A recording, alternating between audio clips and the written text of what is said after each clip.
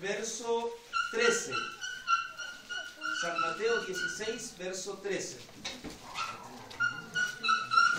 Jesús comenzó a tener bastante éxito. Tuvo 12 hombres que lo seguían para aquí, para allá. Siempre estaban con él. Habían escuchado muchas predicaciones.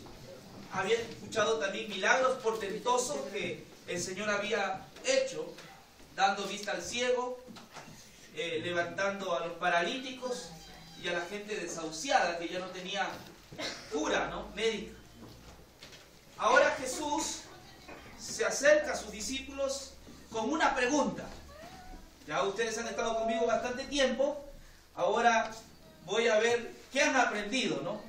Les tomo una especie de examen, ¿sí? El examen se basó solo en dos preguntas básicamente, ¿sí? Dos preguntas que son preguntas importantes y que nosotros también deberíamos contestarlas. Vamos a ver en qué consistió estas preguntas. Se les hizo en Cesarea de Filipo.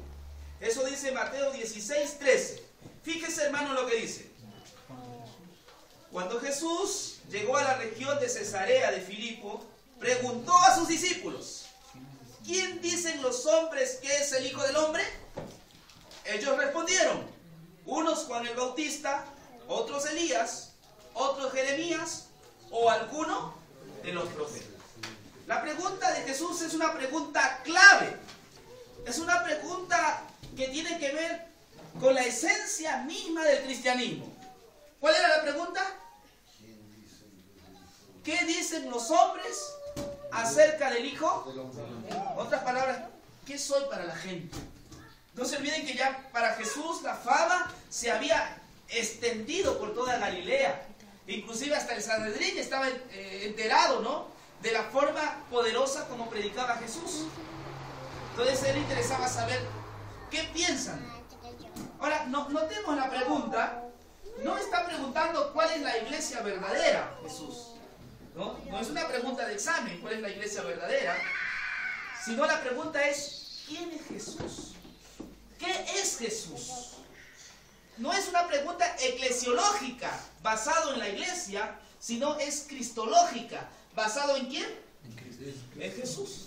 A veces la iglesia ha fallado al contestar, ¿no?, ¿cuál es la iglesia verdadera? Jesús no está interesado en la iglesia verdadera. Jesús está interesado en que sepamos quién es Él.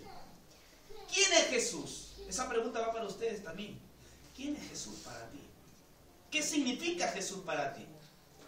Entonces, la pregunta es, ¿no?, ¿quién dicen los hombres que es el Hijo del Hombre? Jesús nos dijo que iban a haber falsas iglesias. Acuérdense de Mateo 24, 24. A ver, lean un rato. Mateo 24, 24 dice que habrá, ¿qué cosa? Falsos profetas. ¿Y qué más? Falsos cristos. Él no dijo que iban a haber falsas iglesias, sino él dijo que iban a haber falsos profetas y falsos cristos. Por eso que la pregunta es cristológica, no es eclesiológica. Está basado en Cristo, es cristológico. Y nosotros necesitamos contestar esa pregunta con urgencia. Por supuesto que hay iglesias falsas, no hay duda de eso. Pero lo que define si estás en la verdad es Cristo. Si tú tienes al Cristo verdadero, entonces estás en la iglesia verdadera. Ahora vamos a ver lo que la gente de ese entonces pensaba acerca de Jesús. Miren, es parecido a como algunos piensan hoy de Jesús. Miren cómo pensaba la gente al ver a Jesús. Algunos lo calificaban de esta manera. 14. Ellos respondieron. Unos dicen que eres Juan el Bautista. Había cierto segmento del público de ese tiempo que tenía, ¿no?, su perfil sobre Jesús. Para ellos, ¿quién era Jesús? Juan el Bautista.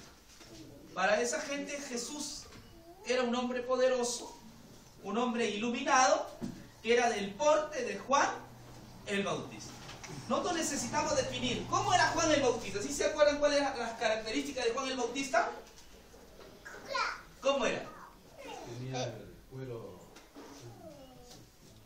Un cuero, ¿no? Sí. De oveja. De camello. ¿Sí? ¿Y vivía dónde? En el desierto. Su alimentación era extraña, porque comía miel silvestre y ¿qué más? Langosta. Langosta. No vayan a pensar esa langosta, ¿viste? Del mar, no. Una parecida a un grillo. Esa era la alimentación de Juan el Bautista. Una alimentación rara. Ahora, el mensaje de Juan el Bautista era un mensaje de frente. Era un mensaje sin pelos en la lengua. Era un mensaje que llamaba al pecado por su nombre. Recuerden que una vez dijo generación de víboras. Eso se lo dijo a los judíos y fariseos que iban a verle, ¿no?, la predicación. Había gente que pensaba que Jesús era como Juan. Pero hermanos queridos, Jesús es más que Juan el Bautista. Jesús no es un simple profeta. Jesús es mucho más que Juan el Bautista. Eso lo vamos a ver a medida que estudiemos este tema. Asimismo, había otro tipo de personas que comparaban a Jesús como ¿quién? Como Elías. Como Elías. ¿Cómo era Elías? ¿Ah? En los tiempos de Elías se hacían ¿qué cosa? Obras portentosas. Se hacían milagros. ¿Usted se acuerda cuando hubo un joven que se había muerto? Elías se echó sobre él y oró y ese joven se sanó.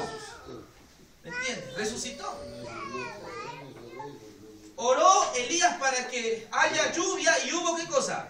Lluvia. O sea, Elías fue un profeta que hacía obras ¿qué cosa? Milagrosas, portentosas. La gente de ese entonces veía a Jesús como ¿qué? Elías. Como un tipo de Elías. Ah, no, este es Elías. Pero no lo miraban ¿qué cosa? Más allá. Solamente consideraban que era alguien poderoso, ¿sí?, como Elías. Pero nada más. Hoy día también existen algunos, ¿no?, que piensan que el mensaje cristiano es un mensaje que se basa ¿qué cosa? Solo en milagros. En mi país hay una iglesia que hace milagros todos los días. Y usted escucha las 24 horas del día y solamente te hablan de milagros. Que tenía cáncer, fui a los médicos, nadie me sanaba y me curé. Entonces tú escuchas solamente esas predicaciones basadas ¿en qué? En milagros. La obra de Jesús es mucho más que hacer ¿qué cosa? Un milagro. Tiene que ver con salvar ¿qué cosa? Tu vida. Es mucho más que un milagro. Porque Dios te puede hacer un milagro, no dudo que sí. Pero los años vienen y esto te vas a morir. Sí. Yo creo en los milagros, pero creo que la obra de Dios o de Jesús es mucho más extensa la de que un simple milagro. Pero había gente que pensaba que Jesús era así, como Elías, ¿no? Un ministerio solo basado en los milagros. Ahora, había otro segmento más de la población de ese entonces que miraba a Jesús de otra manera. ¿Cómo lo miraba? Como Jeremías. Oh, hermano, Jeremías. Jeremías era un profeta, algunos lo llaman el profeta llorón, porque era una madre, ¿no? Cuando la gente, viste, se portaba mal, vivía en iniquidad, los reyes estaban ahí en pleitos, la gente no obedecía al Señor, el tipo dice que se largaba ¿qué cosa? Al llanto. Había gente que pensaba que Jesús era así, ¿no? Era la madre. Hoy hay predicadores que en cada predicación lloran. Como piensan que por su lloriqueo la gente se va a convertir. Y no es así. Por supuesto, hay momentos que el Espíritu te toca y tú lloras. Yo no dudo de eso, pero no pues vas a llorar todos los días, ¿no? Que te toque predicar. No, había un predicador que dice, mire, hacía su sermón, ¿no? Dice que así, ¿no? Y decía así, aquí llorar, ¿no? Luego hacía más abajo, aquí también llorar. No es así, ¿no? Entonces, el ministerio de Jesús, algunos pensaban que era como Jeremías, que era un simple profeta. Los brujos dicen que Jesús era un gran brujo.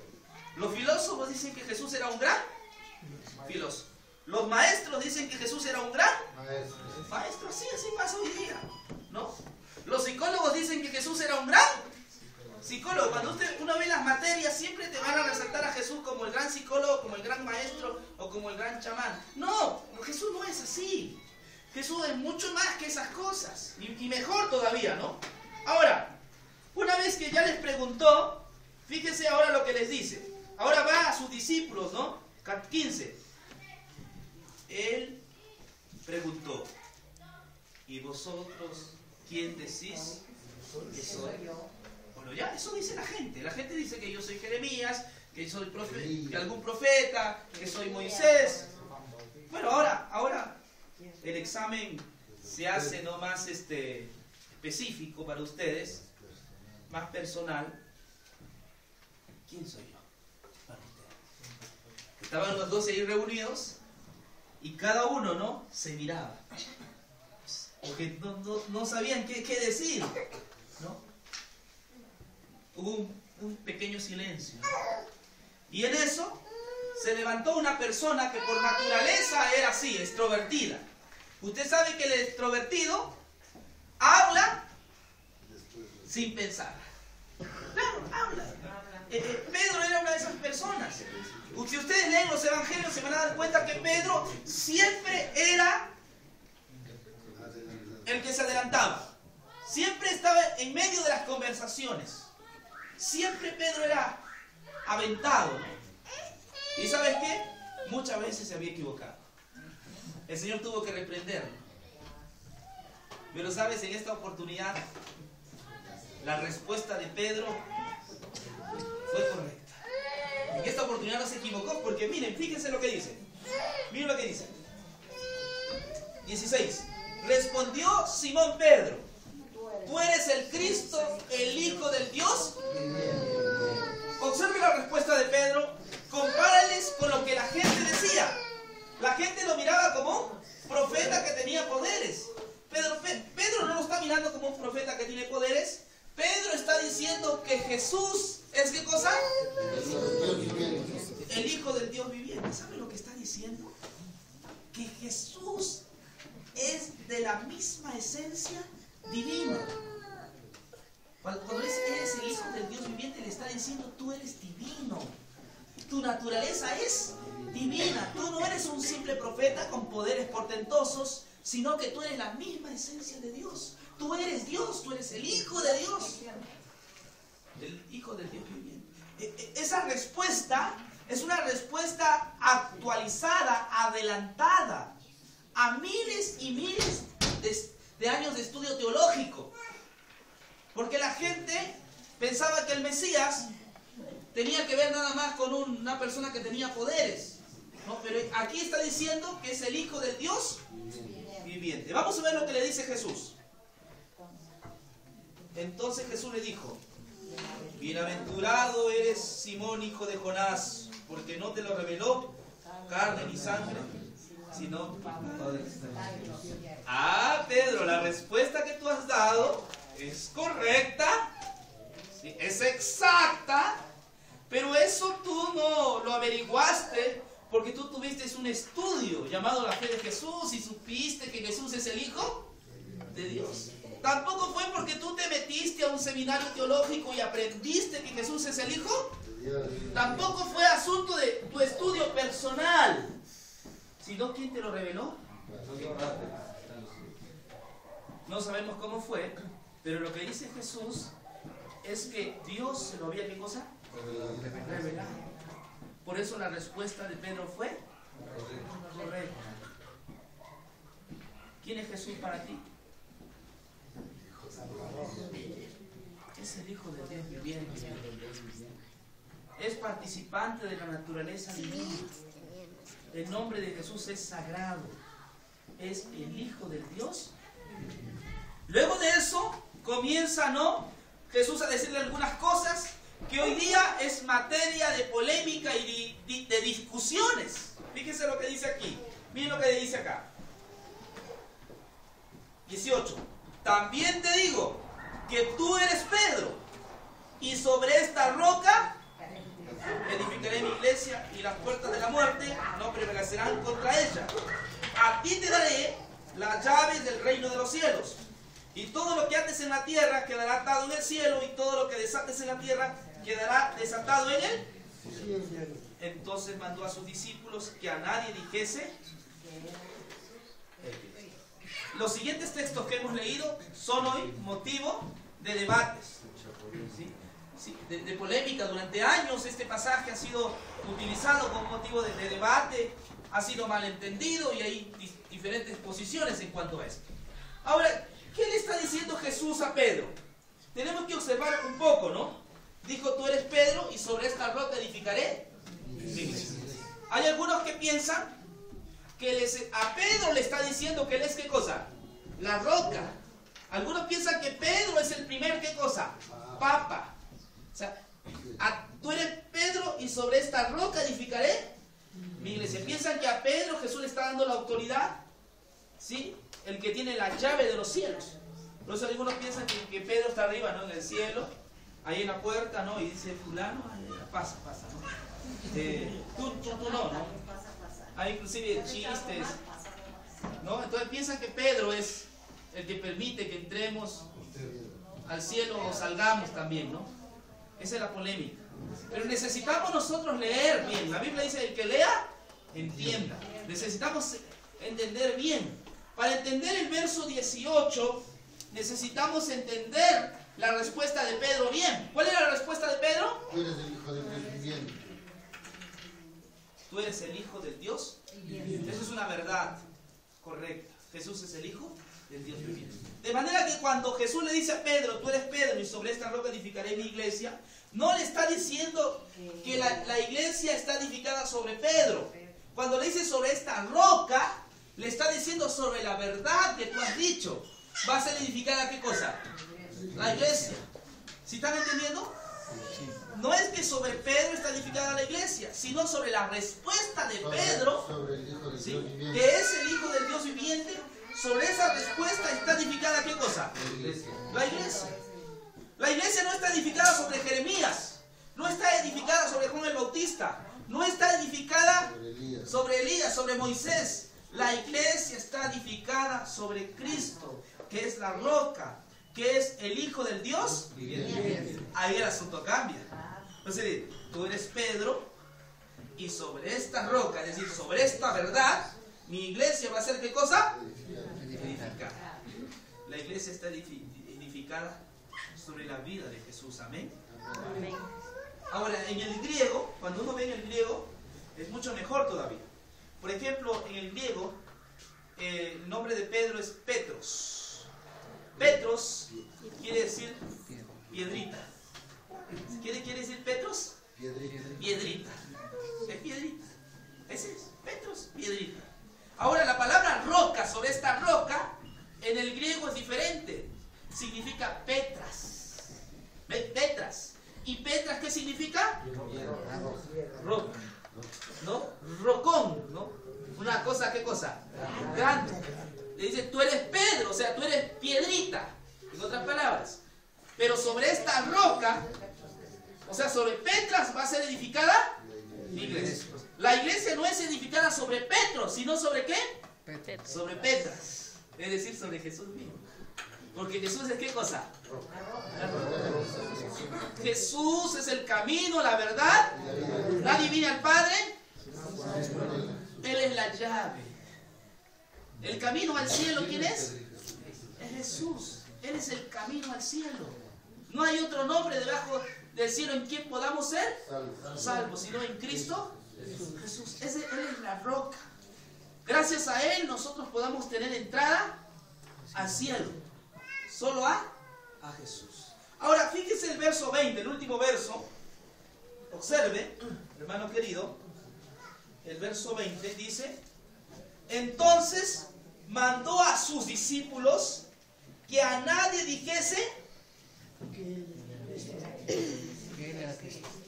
Piensa un poco más. No dice el texto no está diciendo que le dice a sus discípulos, no digan a nadie que Pedro es el primer papa. ¿Sí? No dice eso. No digan nada, eso es algo oculto, que nadie sepa que es el primer papa Pedro. Sino, Jesús está diciendo que no dijese a nadie que él era ¿qué cosa? El Cristo. Si se dan cuenta que gira la pregunta, ¿no? En esa respuesta, Jesús ¿qué cosa era? Era el Cristo. Entonces, la gran cosa, el misterio que estaba oculto en estas preguntas, era que Jesús era El Cristo, el que tiene las llaves ¿de qué? Del cielo.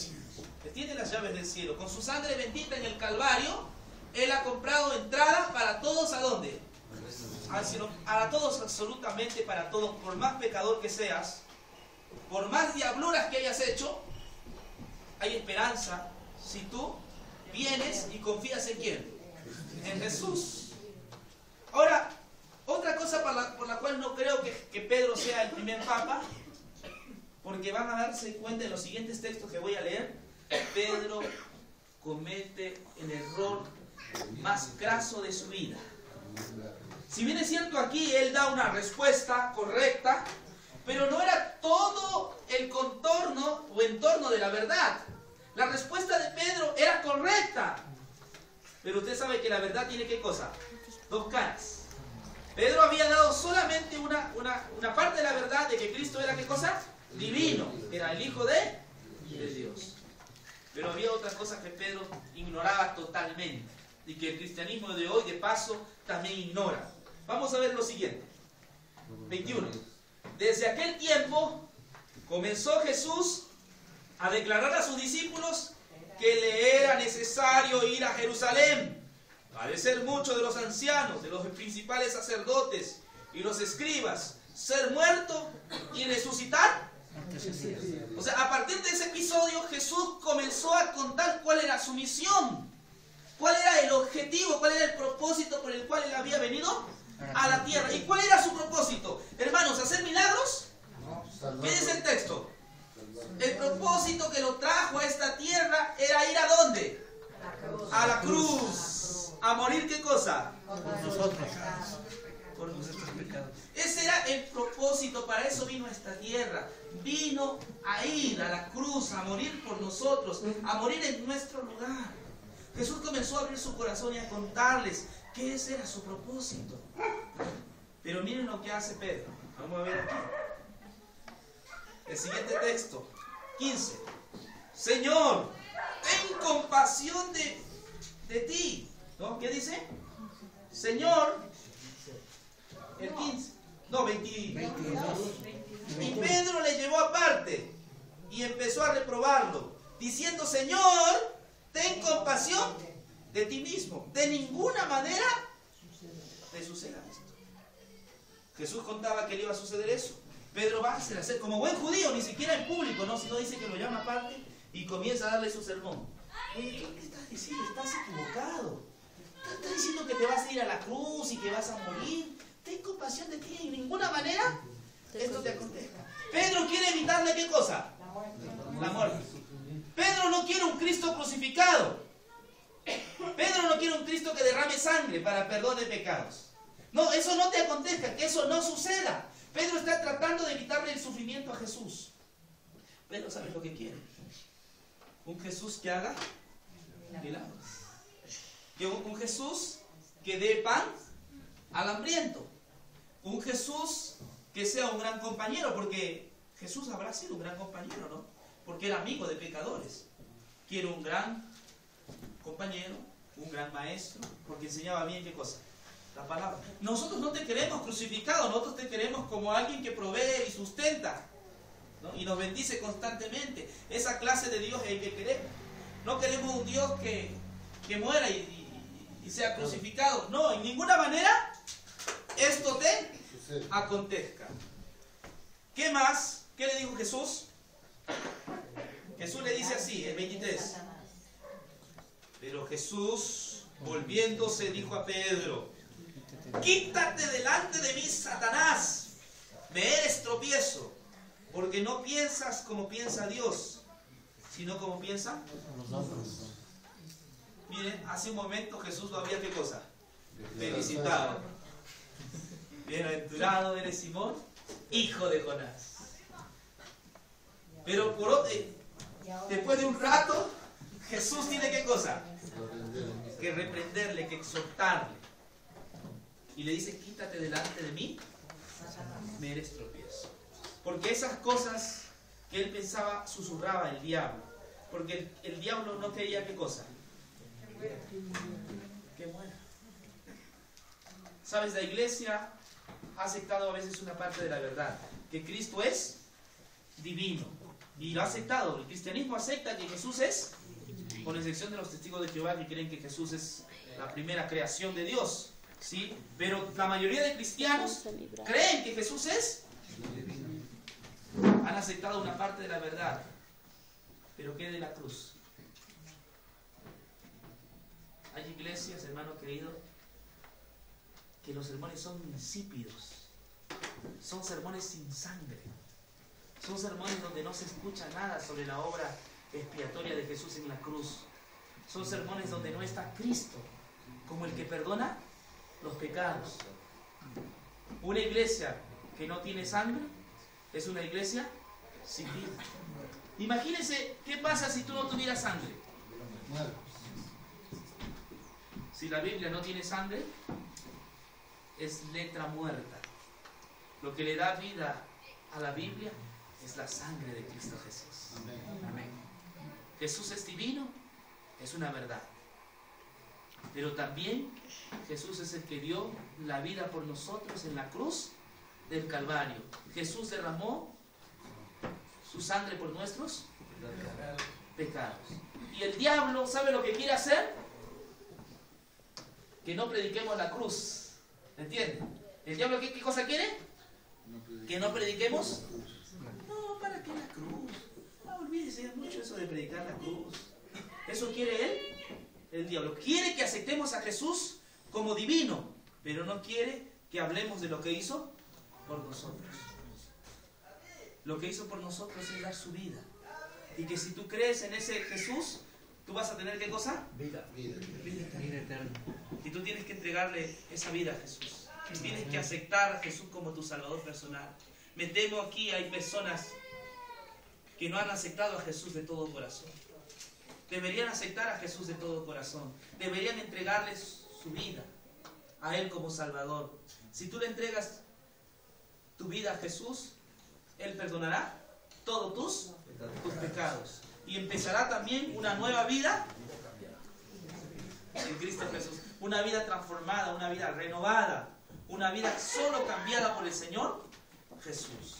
Entonces, hermanos, la esencia del cristianismo es que Cristo es divino, pero también es el que fue a morir en la cruz por nuestros pecados. Y que nosotros tenemos que aceptarlo como nuestro Salvador. ¿De qué manera? Entregándoles nuestra vida. Yo le entregué mi vida a Jesús cuando tenía 15 años. Y no me arrepiento. Amén. Porque han sido los momentos mejores de mi vida. ¿Qué sería de nosotros sin Cristo? ¿Dónde estaríamos? Nuestra vida sería una vida de tormento, una vida de cargas, una vida de cosas terribles. Pero cuando aceptamos a Cristo, Él transforma y cambia nuestra vida por la eternidad. Amén. Amén. ¿Cuántos quieren aceptar a Jesús como su Salvador personal? Amén. Amén. Vamos a orar, hermanitos. ¿Sí? Vamos a orar. Vamos a rodearnos, ¿me parece?